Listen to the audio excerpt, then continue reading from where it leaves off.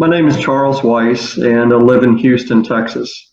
Local artist, and have lived here in Houston for 14 years. Prior to moving to Houston, I lived in Virginia, and I'm a native Virginian, and spent the majority of my earlier years in Virginia, and that's definitely where I guess I became really very interested in art as a whole. I attribute a whole lot of my appreciation of art, especially my early days, to my parents, my mom and dad. They were very instrumental and very supportive of my art interests. And I guess really it started probably when I was, maybe, first, second grade, in that time frame, where I have vivid memories of my parents taking me to the Museum of Fine Art in Richmond, and also the museums in Washington, D.C., National Gallery of Art being one of them. And it's kind of funny now, that would be back in the early 60s. And as people listening to this probably know, the 60s were some interesting times in the art world. 60s, 70s, you had a lot of Andy Warhol coming onto the scene, and I have great memories of visiting museums and being in one room where there was artists of the Renaissance period and Baroque, and then going into another room and seeing Brillo boxes and soup can art, and it just it was just, I think for me, it immediately made me very aware that art as a whole covers such a wide range and expanse of expression, of personal expression. I think that much of my art has been a progression. I think that earlier pieces that I did were very influenced by Andy Warhol, because I still think that he was truly a groundbreaking artist in many ways by his concepts and the way he used his art. But I would say it's just progressed from there into other areas. So you started doing sketches, painting from the very beginning, or you started with something else? Yeah, I would say, in addition to, being exposed to a lot of art at a young age, as soon as I got into school, I started taking as much art as I could possibly take. And, I grew up again in the 70s, and I think that whole period of time was an interesting time to grow up. I think, you look back at the 70s, and there was so much that has influenced my appreciation for art and desire to express myself through various mediums. You look in the 70s, and it was the drug culture and women's liberation and racial riots and Vietnam War and the music. It was just such an influential time to be a young person. I was, I've painted all my life as long as I can remember. And then when I got out of high school, I traveled in a group called Up With People. It's an international singing group, and I traveled all over the world and was exposed to cultures. And again, just something that I think has influenced my art to where it is today. We traveled to 98 cities in 1 year, and it was just a terrific experience. When I came back, I went to school in commercial art. Commercial art, was the thing back then.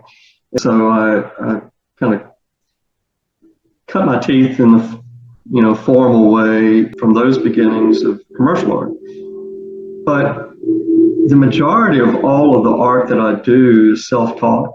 I think that life itself got busy And as with many people, and the responsibilities of life, crept in, and all of a sudden, I found myself at a point in life that I perhaps couldn't devote to just fine tuning my art as much as I would have loved to have, more than just raising families and working and that type of thing. So I'm really excited that my wife has been so incredibly supportive. Me finding my art again in my life. When I started painting again, I started in one bedroom, and this is so true with so many artists, I'm sure. And then I took over two bedrooms, and then I took over two bedrooms and a big garage until it became apparent that my work was outgrowing our home. The entire time, she was so kind and never complained about it. I mean, she's a special person, and I owe a whole lot to her. I guess about 10 years ago, I told her, I said, I'm at a point where I have got to express myself. Artists can only keep the lid on who they are, but so long. I mean, it's always there, and I think for me, about 10, 15 years ago, I got the easel out of the attic, and it was a scary time, I will tell you, because all of a sudden I realized, okay, I'm going to commit myself and jump back into this and see where it goes. It took me a while. I would say that from the standpoint of trying to find myself again, of who I was as an artist, and what my style was, and how could I truly express myself and have it look good, because I've traveled to hundreds of museums all over the world, and I know what looks good, but to translate that and put it on a canvas or paper, that's a whole different thing. And so I wanted it to be mature and respectful of the art in a sense. So I started painting again, and as I said, I think initially I started doing a lot of more true representational art of, here's a building. Well, that's a building, and then I wanted to see exactly how real I could get with my art. That realism was kind of fascinating to me, and I went through a phase where I did some food products, Coca-Cola, Frito-Lay, chips, a lot of the food products. And I think that's what my tie to Andy Warhol, the commercialism of in my art. But all along, I will say that my heart was more into the abstract expressionism. I think that if I could turn back the hands of time, I would have loved to have experienced, although it was probably extremely difficult at that time and period, 1943 in New York, when Pollock and de Kooning and Rothko and a lot of those artists were in New York. I think it would have been a fascinating time to have lived and experienced, but I'm not discounting how difficult it would have been too. So I think that as my art progressed, I got more and more into reading and understanding the abstract expressionism movement in America, from the mid 40s up through the 50s, and wanted to get more involved in that type of art. And it's been a great journey. Look back, the art that I was doing even 10 years ago in abstract expressionism, and I was getting there, but I wasn't there. I think that any artist, and this almost seems trite to say, but it's a progression, and it's learning, and it's gaining comfort with who you are. And I'm at a point where I am pleased to say that I think that my artwork has gotten to be that mature level. I feel like the art that I'm doing can hold its own. Now, it's not to say I feel like I've arrived and you know, I'm doing great art, but I think I'm doing really good art, and that's a good place to be for your soul, I think, as an artist. So, You pointed out that you grew up in a time when major changes were happening. I think that your flag series reflects those changes, but also they reflect what's happening now in America. absolutely. No, I could not agree more. I think that, you know, it's kind of interesting. I grew up,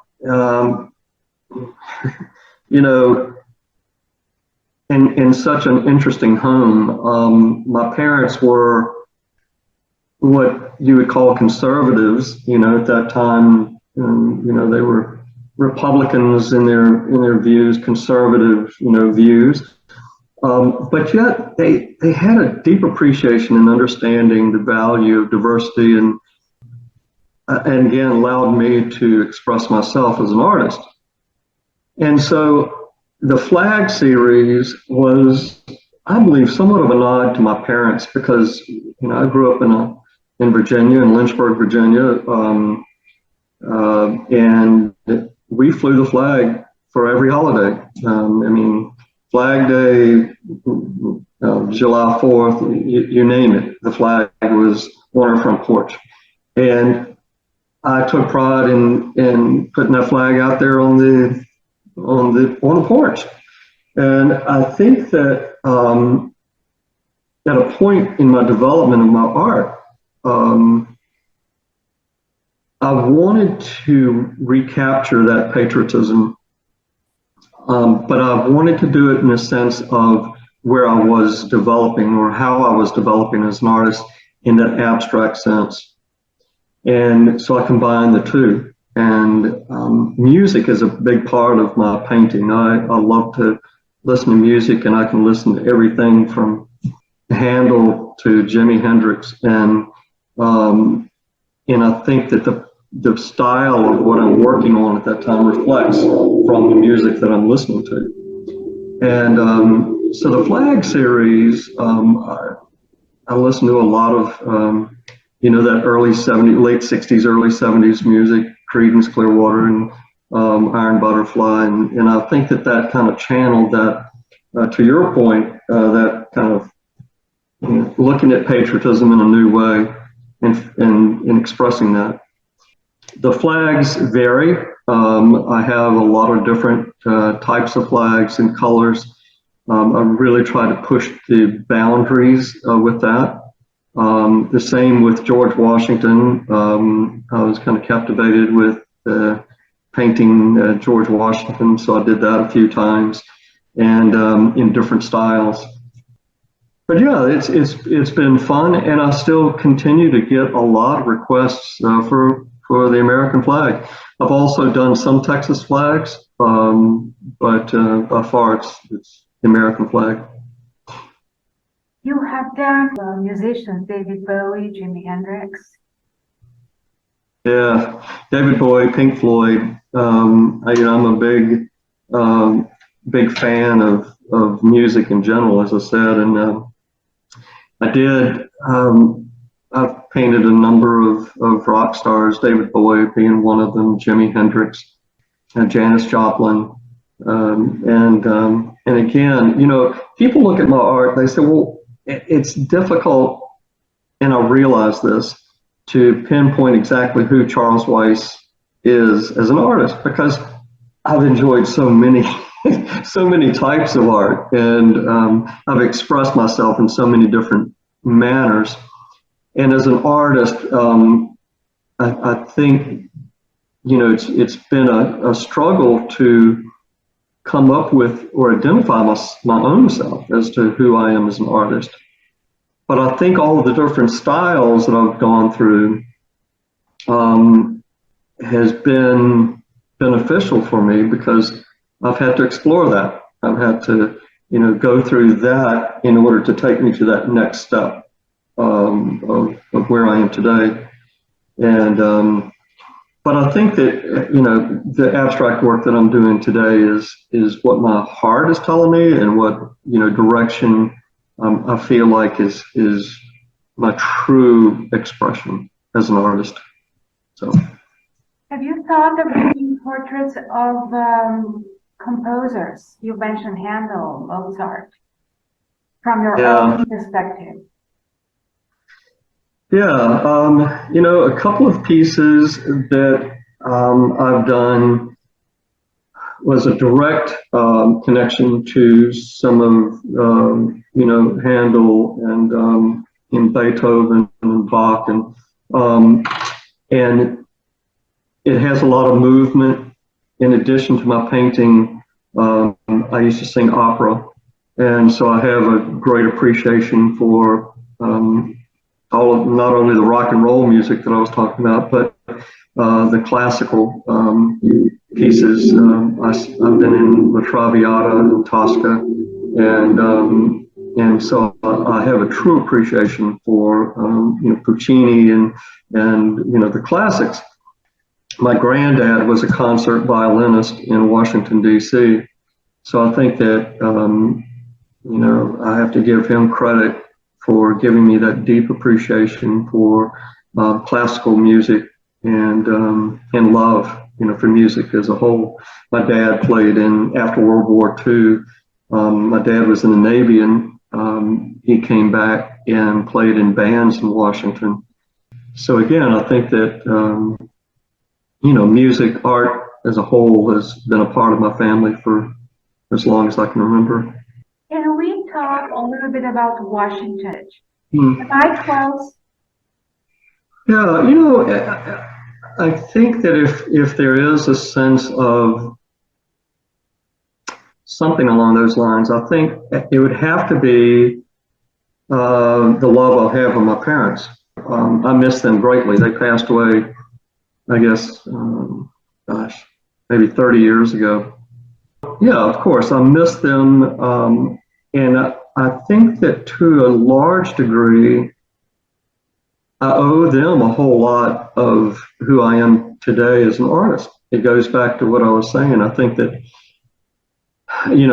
them exposing me to that, I'm so appreciative of that. That's why I think it's so important that people take their children to the museum at an early age to begin to expose them to as much as they can, learn from that.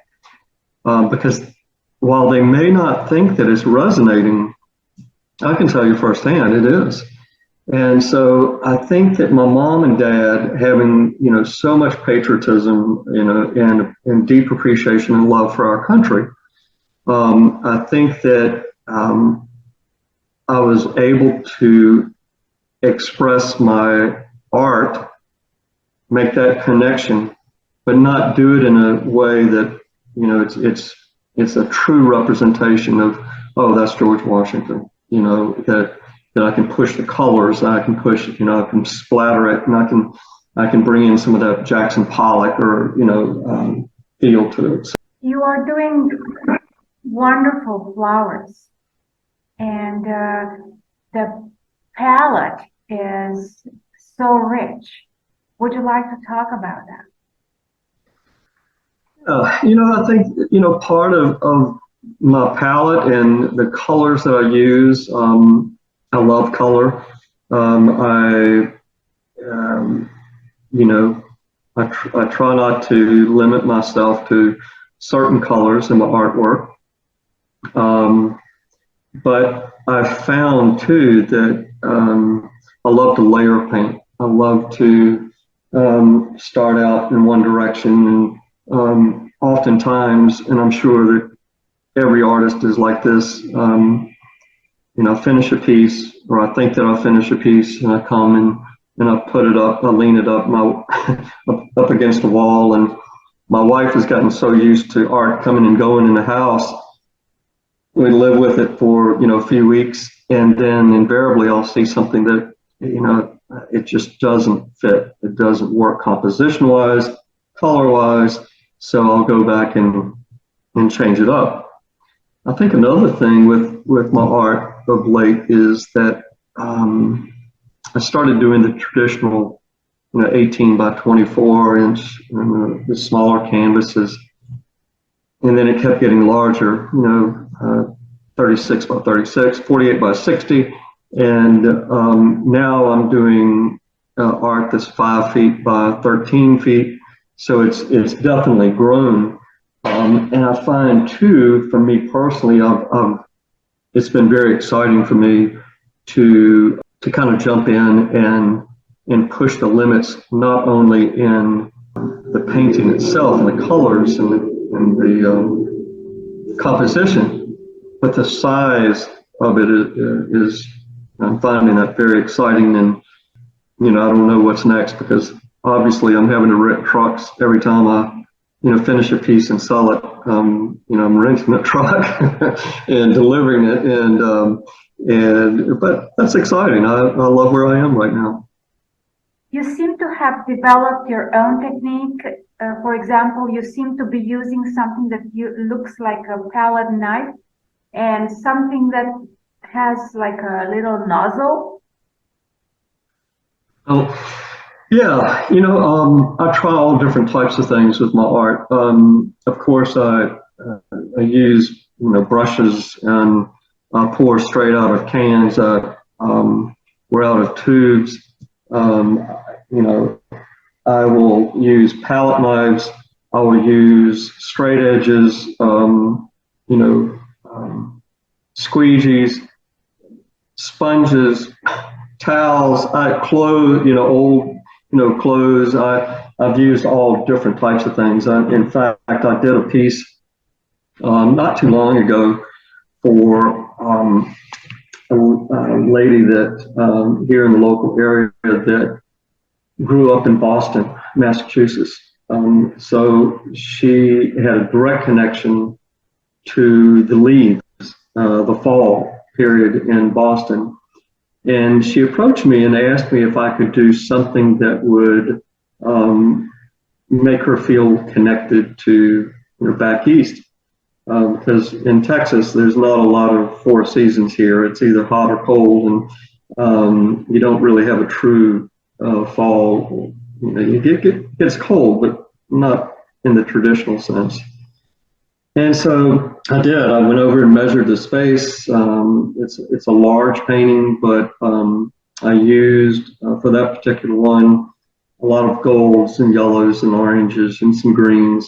But I used old clothes and got the canvas wet and then laid the clothes on top, let it partially dry, and then kind of turn the clothes some. So my techniques, I think that's all part of the maturity of my work, and the constant pushing the limits to see what else is out there. So I do use a lot of different tools. Hair dryers. I've even used leaf blowers. Anything, just kind of experiment, and I think that's the beauty of it. The painting became your recent work. Yeah, this one. Yeah, that. As you can see, it's a pretty tall piece. It's about 10 feet tall, and it's. I would say I finished that about 8 months ago and put it up. But this is a piece. It's kind of interesting because you had mentioned that I use a lot of bold colors, and I do. But this particular piece, I wanted to use more of a subtle approach, and and try something different. So more of a heavy water, a lot of water in this to give it that thinned out look, but yet still not muddy the colors. And so it goes back to that layering of different colors. I have some gold up there at the very top, you can see, and metallic gold. I think that I've enjoyed experimenting too. I have another painting over here, and oops, sorry about that. It's on the wall, and it's frame piece, but that's using latex and oil paint and letting it dry and crack and letting colors come up through the cracks. So I've done a lot of work in that area too, and so yeah, it's been fun. It's been a fun process. I've seen you work in situ in people's homes. And before you get a commission, do you visit the places where they are going to be on display? Yes, I do. As a matter of fact, I'm making arrangements now to go out to a home that um, it's a commission piece, and they have greens and browns, which is going to be interesting. But yes, I always go out and to the homes. I measure, talk with the client about the space that they'd like to occupy. Is this a one painting? Is this a two painting type of thing? Where they're flanking a fireplace or bedroom. But yeah, color obviously is important. Size is important. And I love doing this. I've gotten into more commercial work, which is exciting for me. That's an area that I would love to continue to grow in and evaluate if there's a place for me in that. But I've worked with some interior designers before, which is I'm very fortunate to have done that work. I've shown in New York and Chicago and here in Houston. It's kind of funny. One of the pieces that I sent to New York to show actually had some neon, working electric neon on it. And early on, when I started painting, I was doing a lot of work on plywood or just wood panels, and so I would paint. There was a neon sign series that I did for Fort Bend County, and some of the signs that I painted, I actually added working neon to it and attached it, from the back.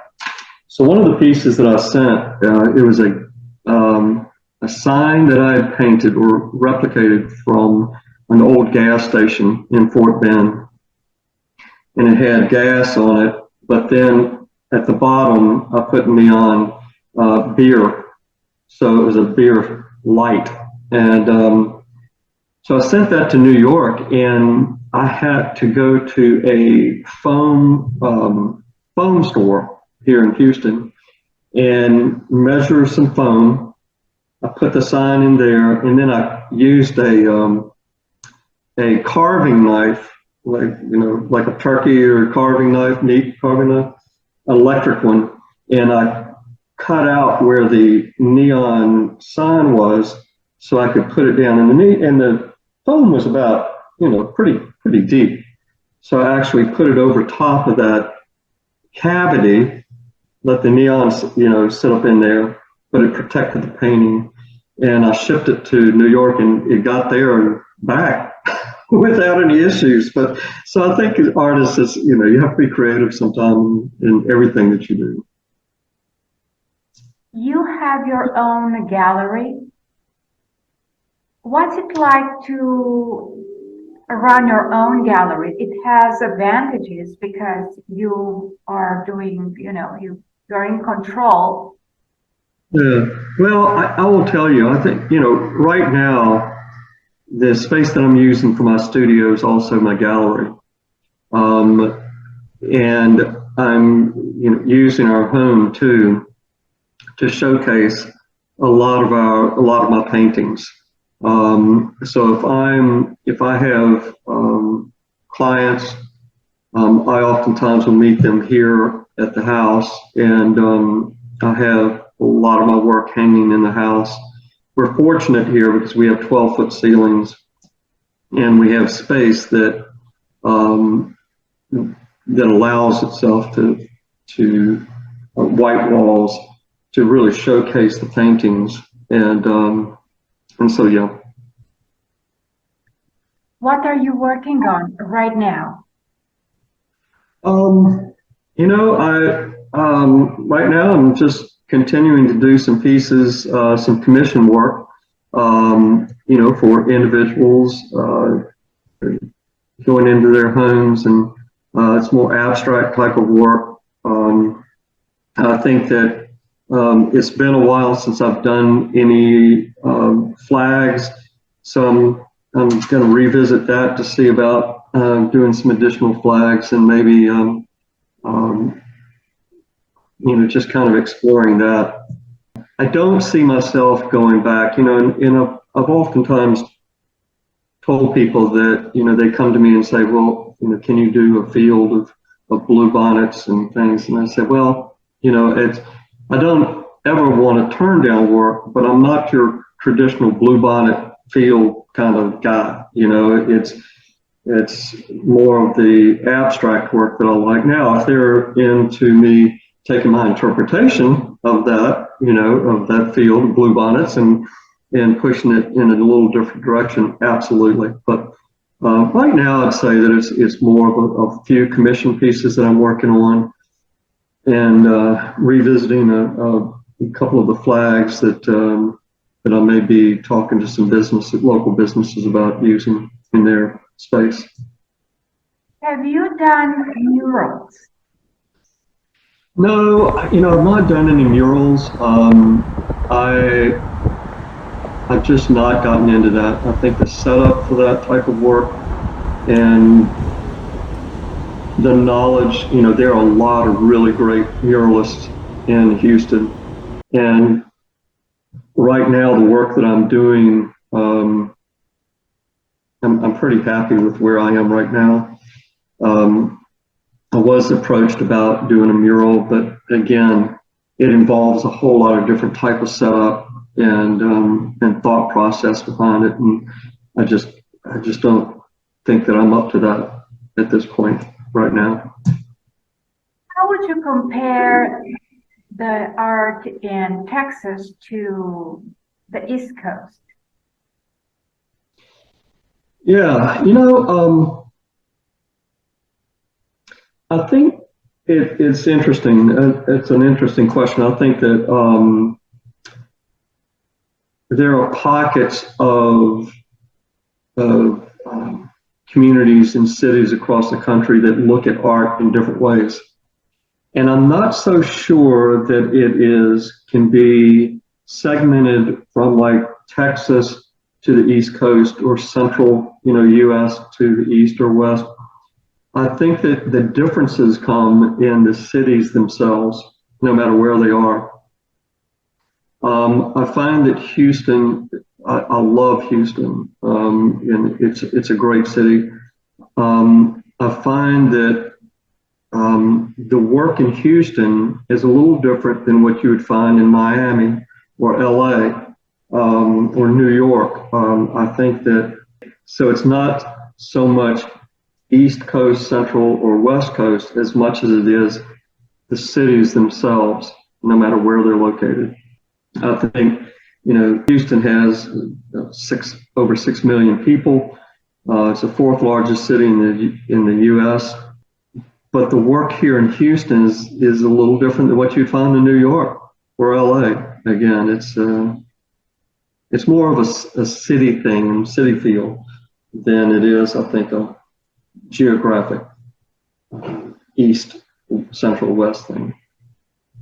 How can people find you? Yeah,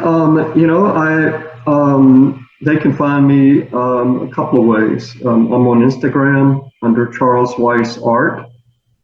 I have Facebook as well under the same name. And I am also charlesweiss.net, N-E-T. They can find me on that way. I have now, I'm in the process of adopting Edo art. You've heard of Soho in New York, probably. Edo is an area in Houston. It's called Edo, E-A-D-O, for East Downtown Houston. And that's where I live. I have my studio in Edo. So I am about to release a new website in the next couple of weeks with edoart.com. So it's E-A-D-O art.com. And it's going to showcase, more of my abstract work and kind of where I am right now in my work. I'm really excited about it. I think it's going to allow me to represent this part of Houston. Edo is a very diverse part of Houston, just in every aspect. We live in an area that's the warehouse district. We moved in here about 2 years ago, and we absolutely love it. My studio/gallery is in the area too. It's about a mile from where I live, and so it's just a great area. The food is unbelievable. The people are fantastic. We truly feel welcome and a part of this community. What is your philosophy, your guiding philosophy? It's keep going. In fact, I saw that phrase a number of years ago, and it resonated with me in all facets of my life. And it sounds almost trite to say, but it is such a purposeful statement in everything that I do. Keep going in my artwork, pushing the limits, and don't set boundaries for yourself. For me personally, as an artist or as a person, I think, my wife and I have done a lot of hiking. We started hiking really during COVID. We used to be big half marathon runners, but our knees and our legs we can't keep going in that regard. But I think that once we realized that running may not be where we are, able to go, we started hiking. So we've hiked a lot of national parks in the U.S. We bike ride a lot. We try to get to Europe once a year for 2 weeks, and we've been in Spain and Belgium and Germany and Switzerland and France and so many wonderful countries. And so when I say keep going, I'm saying keep going and traveling and learning, pushing myself as an artist and as a hiker, as someone that enjoys the outdoors. So I would say keep going in everything that you do. There's more of the artwork. This piece right here, when I told you I painted to Mozart,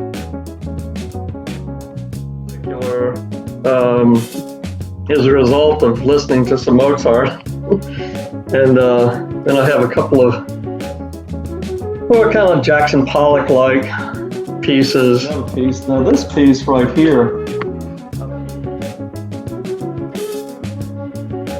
I don't know if you've ever heard of the Arches National Park in Utah. We traveled there and hiked it, and I came back and painted this as a result of kind of an inspiration of being in the Arches.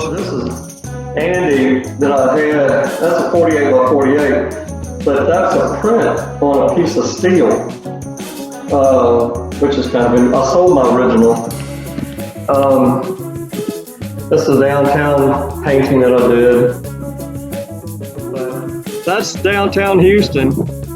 Can you see that?